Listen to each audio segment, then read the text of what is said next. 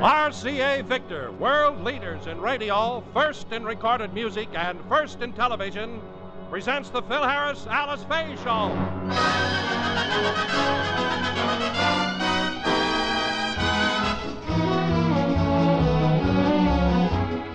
For your enjoyment, here's the Phil Harris Alice Faye Show, written by Ray Singer and Dick Chevrolet, with Elliott Lewis, Walter Tetley, Robert North, Janine Roos, Ann Whitfield, Walter Scharf and his music, and yours truly, Don Wilson, pinch hitting for Bill Foreman. Well, Phil has always thought of Alice's money as being constant as the moon. It's never occurred to him that there might be an eclipse. We'll see what happens. But first, this word from RCA Victor. It's the tone that makes the difference. It's the tone of an RCA Victor radio that puts it in a class by itself. Music virtually floats from RCA Victor's golden throat tone system. It's an exact balance of speaker, amplifier, and cabinet that perfectly reproduces both low and high notes to give brilliant tone. And you'll find the golden throat in every RCA Victor radio and radio phonograph, and in almost every RCA Victor portable, too. So if you want big tone, beautiful tone, you'll want an RCA Victor radio, like the Blaine, for example. The Blaine is the lowest-priced RCA Victor table radio with the golden throat. Now you can afford to have that extra radio you wanted in your home because the Blaine costs so little. And this model comes in 7 smart decorator colors to fit any color scheme. You cannot afford to miss this stylish new low-cost table radio, the RCA Victor Blaine. And now the stars of the RCA Victor program, Alice Faye and Phil Harris.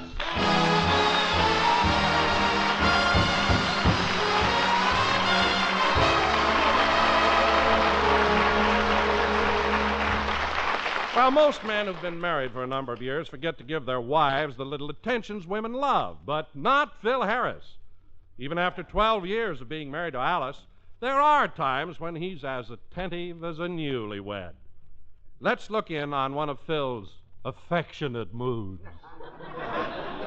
Alice, darling, when I gaze upon the delicacy of your feminine features, I realize that Mother Nature has outdone herself. First, she created the Grand Canyon, then Niagara Falls, and then you.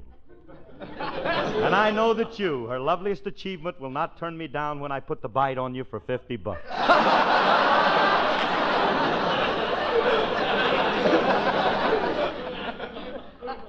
What do you say, sweetheart? Get away, Clyde. You bother me. You mean you won't loan me $50? Oh, I'd love to, Phil, but I just don't have it on me. How can you stand there with your big fat money belt bulging out and say that? Alice, darling, I need $50 for something very important. I need it to complete my library. Your what? My library. You see, I have a chance to get my hands on a rare edition of the love sonnets of Elizabeth Barrett Browning. Oh, Phil, that's just what you've been looking for all your life. It is a collector's item. Why, the binding alone, they say, is worth about... All right. Now, Phil, tell me the truth. Why do you want the 50? Truth, huh? Mm-hmm. Well, that makes it a little harder, but I'll have a go at it.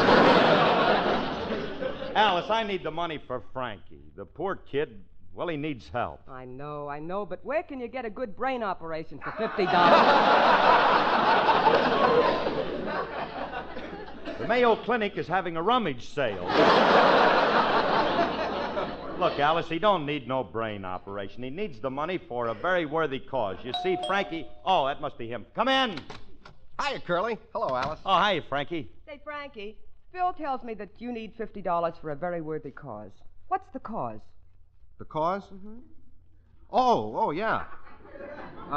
I need it to send to my maiden aunt in Hialeah. Hialeah? Yeah, honey, that's a parimutuel farm in Florida. They raise some of the biggest paras there, and their mutuals are prize winners. Never mind. I know it's a racetrack. Oh, Alice. I see we can't fool you, so I'm going to give it to you straight. I need the money to fulfill a charitable pledge. Surely you won't turn down charity. No, of course not. But what charity is it for? The Society for the Prevention of Cruelty to Humpbacked Whales.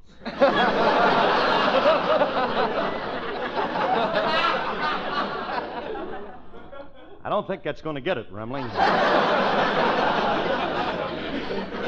Well, I got one more. Alice, would you back a scientific expedition to the albatross country to find... Oh, stop it, Frankie. Fellas, if you need the money, I'll lend it to you. Good. But first, I want to know what you want it for. What is this inquisition? Look, Alice, if you needed money and came to me, I wouldn't ask any questions. Would you give me the money? No, but I wouldn't ask any questions. Look, Alice, we might as well tell you. We need the 50 because our bill is overdue at the corner ice cream parlor. You two drank $50 worth of sodas? Yep. You'd be surprised how them bourbon phosphates add up.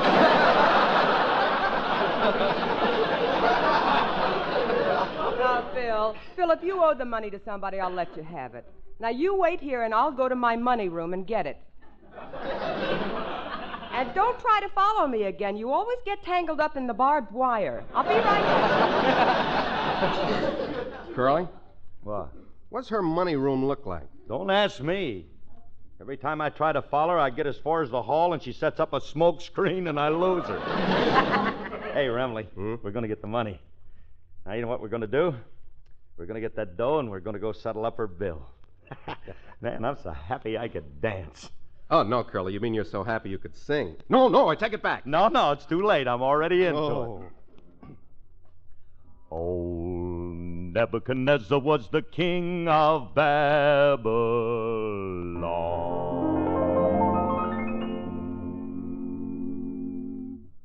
There was 3 children from the land of Israel, Shadrach, Meshach, Abednego. They took a little trip to the land of Babylon. Shadrach, Meshach, Abednego. Nebuchadnezzar was the king of Babylon. Shadrach, Meshach, Abednego took a lot of gold and made him an idol. Shadrach, Meshach, Abednego.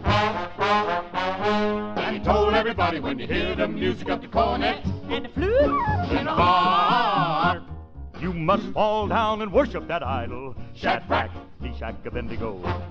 But the children of Israel would not bow down. Shadrach, Meshach, Abednego. You couldn't fool them with a golden idol. Shadrach, Meshach, Abednego. I said you couldn't fool them with a golden idol. Shadrach, Meshach, Abednego.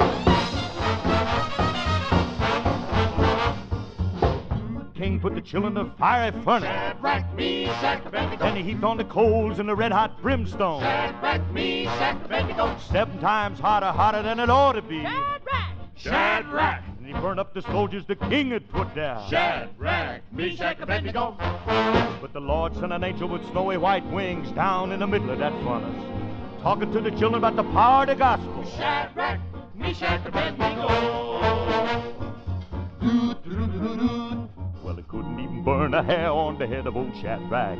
Meshach, Abednego laughing and a-talking while the fire was a-jumping. Shadrach, The Lord was on his side. Old Nebuchadnezzar called, "Hey there," when he saw the power of the Lord. And they had a good time in the land of Babylon. Shadrach. Shadrach.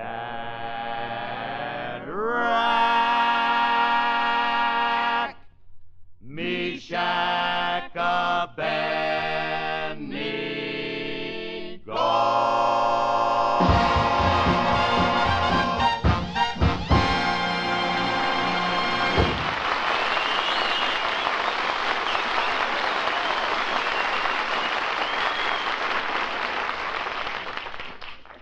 Well, Phil, I've got the money right here. Hey, Ramley. Ho! Get a load of that whole sheet of $10 bills. How come she gets it in sheets? Man, she's such a good customer, the government sends it to her in bulk. Oh, stop exaggerating, Phil. Now, let me have those scissors so I can cut off 5 of these $10 bills. Here you are. 10, Good 20, morning, everybody. 30. Philip, I'll thank you to take your cotton-picking hands off of my sister's money. Thank goodness I got here in time to foil this holdup. Well, it's not a holdup. I gave Phil $50 of my own free will. Alice, you can't lend $50 to a stranger. Well, what stranger? I'm married to him. He's your brother-in-law. Please, you know I never accepted this old Indian as my brother-in-law. Alice, I forbid you to give him any money. Now, Willie, this is none of your business. It's my money, and I'm going to give it to him. Here you are, Phil. Nah. Thanks, honey. Come on, Remley, let's go pay our bar bill. Yeah, okay. While we're there, we can start running up a new one. Yeah. See you later, Alice. Bye, Al. Alice, dear, when will you learn? You're always giving him money and you never get it back. How long are you going to keep supporting that loafer? Oh, now, Willie, please. Why don't you get wise to yourself, sis? Philip only married you for your money.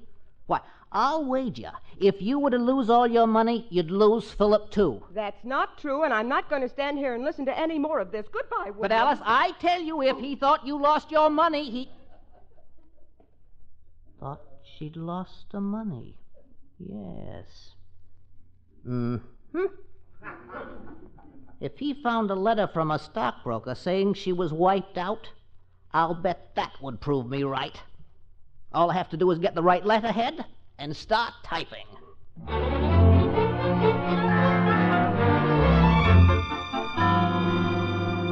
Alice!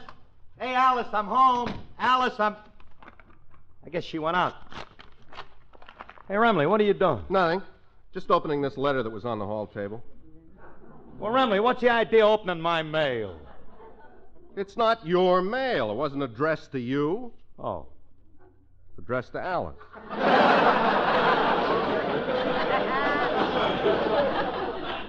Dear Mrs. Harris, we regret to inform you that you've been wiped out in the stock market. Frankie, stop reading the letter that isn't it. Wiped out! Give me that letter. Here. Listen to this.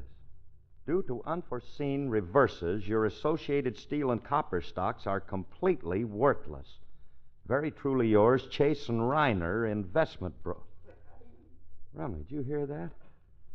Alice has lost all her money. This is a calamity. Yeah.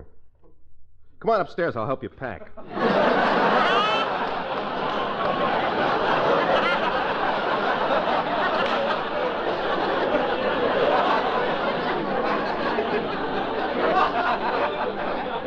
Pack? What do I want to pack for? Nothing to hold you here anymore. What are you talking about? I'm not leaving. Alice is my wife, and I'm sticking with her because I love her. How can you? There's nothing as unromantic as a broke blonde. Frankie, don't talk like that. If Alice is busted, I'm staying with her. Because now she needs me more than ever. Why? She don't know how to drive, and somebody's got to take her down to her relief check.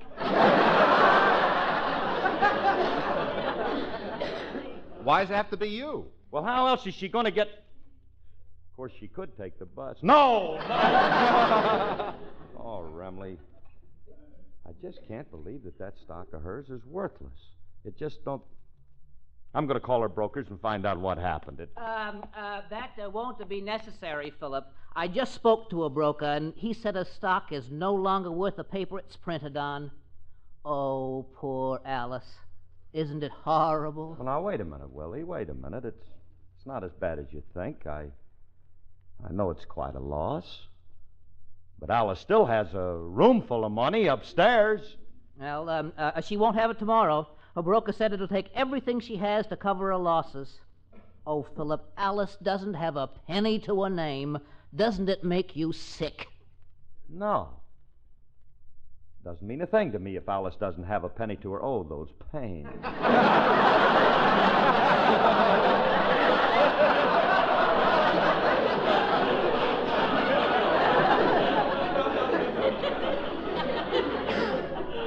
Willie?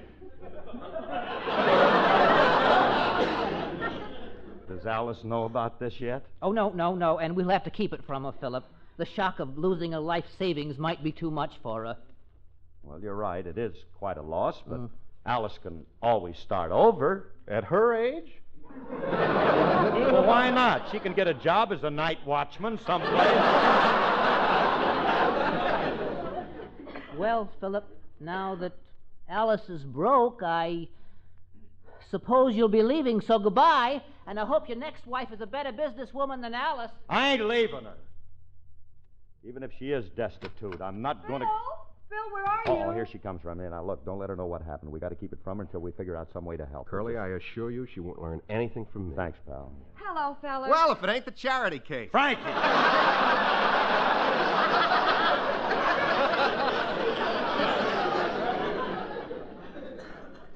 Hey, Mom. Yeah. It's good to have you home. I missed you because I love you very much. What's the matter? Wasn't 50 enough? Look, honey, I'm serious, and I want you to know no matter what happens, you can always count on me to see you through. Well, thanks, dear. I need you right now. I took a cab home and I don't have any money with me. Lend me $1. Oh, of course, honey. What kind of collateral you got? Collateral? Well, you ain't exactly a good risk these days. Well, if you haven't got it, say so. I'll get it from Frankie. Frankie, can you spare $1? Why don't you go out and get yourself a job instead of going around panhandling?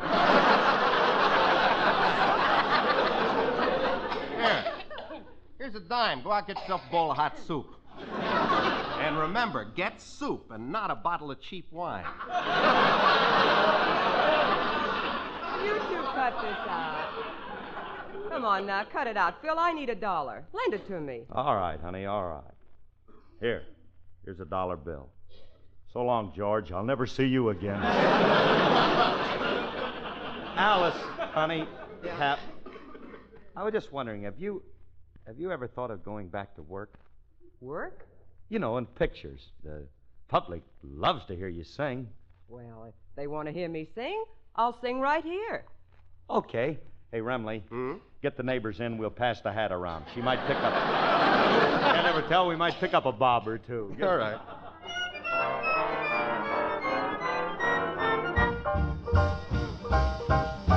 Oops, my heart went oops the moment that we met. My heart went oops, I never will forget. My heart turned hoops the moment that I met you. Oops, my feet went oops, I nearly took a spill. My knees went oops, they shook a bit until my head went oops, you mustn't let it get you. I was going for a very, what you call a solitary sort of stroll. Just a twiddling my thumbs when I heard a lot of drums begin to pound and roll. And oops, my heart went oops. I went into a spin of loop-the-loop. You must have thought me kin to nincompoop, the silly way I acted. Of course you couldn't know that you were so aglow and I was so attractive.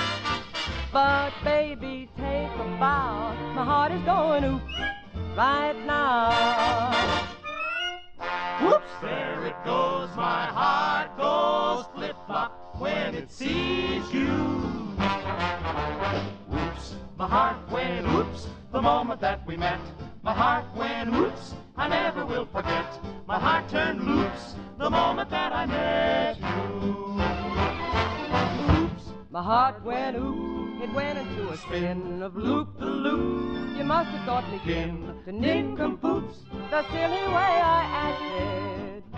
Of course you couldn't know that you were so aglow and I was so attractive. But baby, take a bow. My heart is going oops right now. Whoops!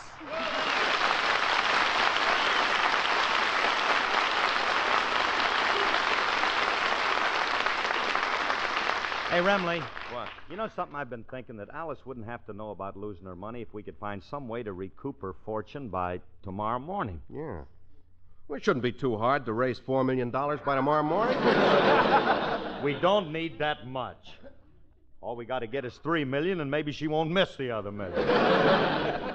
Why do we have to have it back by tomorrow morning? Because Monday is her counting day. Oh, look, kidding aside, Remley, it's not that much. If there's only some way I could get just a few thousand to invest it. Hey, Curly, I got an idea. Where is that worthless stock of Alice's? Oh, it's right over here. I got it out and had a look at it. You know something? It's hard to believe. Just look, these gold-edged bonds, all this stuff ain't worth a nickel. What do you want with it? If you want to raise some money, let's take this worthless stock and sell it to somebody. Well, Frankie, we can't sell worthless stock. We can try. That's dishonest. This stuff ain't worth the paper it's written on. Even if somebody was stupid enough to buy it, I wouldn't sell it to them because if you got... Anybody home? I brought the groceries. Well, if it ain't little Julius, the worthless stock buyer. Yeah, we got the watered stock for the little drip. That's pretty bad. Yeah. Hey, Remley, we're wasting our time. This kid ain't got no big money. We'll sell it to him for whatever he's got. Then we'll take the stock away from him and sell it to somebody else. Remley, that's unethical. If Julius buys worthless stock, he's entitled to keep it. Hiya, fellas. Hey, what's all them papers you got in your hand, Mr. Harris? Oh. Why, my boy, this is a big pile of paper here that represents a shrewd investment I made years ago. And as a result of my sharp brain and integrity, I now have this whole pile of certificates. Oh. What are you going to do with all them Japanese war bonds? They're not Japanese war bonds. They're stock in Associated Steel and Copper. Pardon me a minute, will you? Now, Mr. Remley, Yes. as I was saying, the stock is worth $750,000, but due to my being overstocked, so to speak, I'm willing to let you have this at a bargain. Now, what do you offer? Well, I'm in a position to offer $600,000 in cash. Uh-huh. Well, as I was saying, it's worth $750,000, but since you're a friend of mine, I might let you have it for $600,000, unless somebody else would like to make a bid. Would anybody else like to make a bid? I would, Mr. Harris. Very well, son. I'm offered $600,000 by Mr. Remley. What will you offer? 2 cans of salmon. The stock is worth $750,000, and you have the nerve to offer me 2 cans of salmon? Yeah. I'll take it. We need cash. We can sell the salmon. Will you try and get some dough out of him? All right, I told you. I'm sorry, Julius, but I must have cash to make this a legal transaction. Now, I'll tell you what I'll do. I'll let you have the stock for $200. What do you say? Mr. Harris, this sounds like a wonderful investment, and I appreciate you giving me the opportunity to be the first one to tell you to drop dead. Where'd you get this phony stock? I tell you it ain't phony. This is Associated Steel and Copper. Look for yourself. Yeah, it is real. I might buy this stock. It's a deal. Give me the money. Not so fast. First, I would like to ask one childish question. If it's worth $750,000, why are you willing to sell it for $200? That's a good question. Excuse me a minute. Remley. What? How do I answer that? Very simple. Explain the capital gains setup to him. Oh, the capital gains. Julius, due to the capital gains setup, the amortization is reserved to conversion of Series A and Series B convertible. Cumulative preferred stock, which is outstanding. Therefore, due to the reservation of additional shares of common by anti-dilution provisions, I'm in a position to effect the debenture of the depreciatory values. Now, any more questions? Just one. Ha!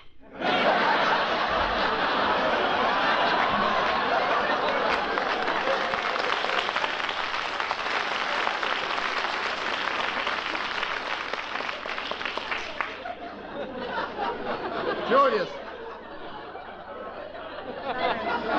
Look, Julius, what do you have to know? You can see the stock is genuine. Do you want to buy it or don't you? Well, I'd like to, but all I got on me is $20. Well, here's the stock. Give me the money.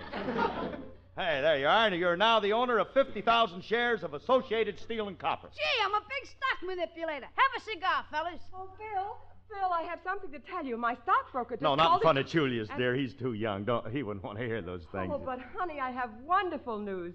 My Associated Steel and Copper just went up another 5 points. Hey, that's great. You see, Julius, I told you the stock was, them pains are back.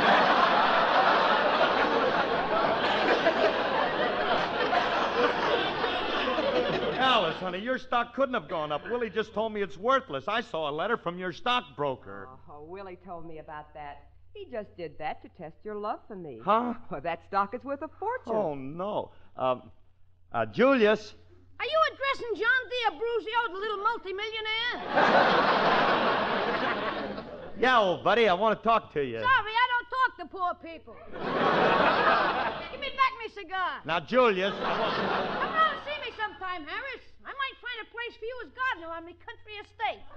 Now, wait a minute, Julius. You got to give me back that stock. It don't belong to me. It belongs to Miss Faye. Oh. Well, if it belongs to Miss Faye, I'll give it back, but only on one condition. What condition? Well, I always wanted to live like a millionaire. I'll give the stock back if I can live that way for one day. Well, anything you say, Julius. Anything at all. Okay, now here's the way I want it done. You see, you...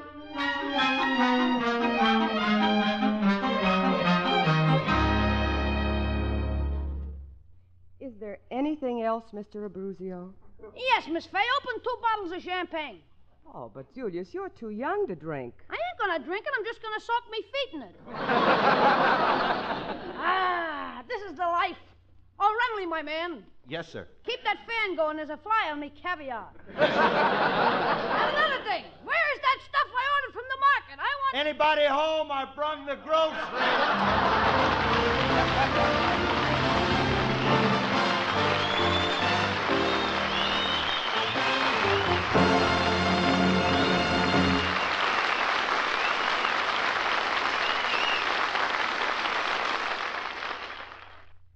Alice and Phil will be back in just a moment. Soon there are going to be 100 happy boys and girls, and yours can be one of them. For RCA Victor is now offering a live puppy to 100 winners in RCA Victor's Little Nipper Riddle Contest. Here's all you do. Go to your record dealers and get the latest Little Nipper record, called the Little Nipper March and the Little Nipper Riddles. At home, play the record and let your child answer the riddles. Then tear off the entry blank on the record wrapper and have your boy or girl write, in 25 words or less, why they would like to own a Little Nipper puppy. It's that easy. And besides the 100 puppies, 1,000 other boys and girls will win a beautiful latex replica of Little Nipper. So if you have a child between 4 and 12 years old, enter RCA Victor's Little Nipper Riddle Contest tomorrow.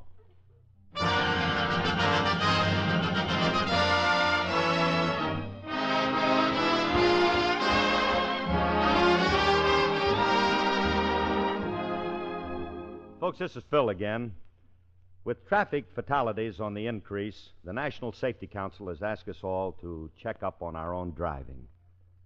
Exceeding speed limits, beating stoplights, driving with poor brakes or bad tires is gambling with life itself. That's a pretty rough gamble when it's your life. Play it safe and make America safer. Thank you, and good night, everyone. Good night, everybody.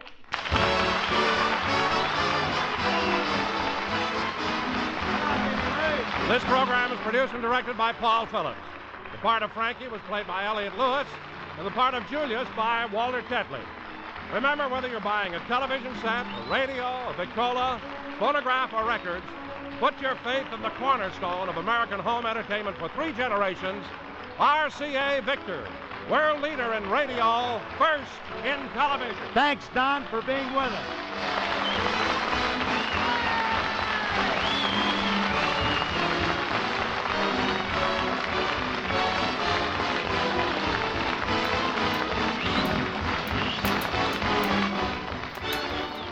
Next, Theater Guild on the Air stars James Stewart and Diana Lynn on NBC.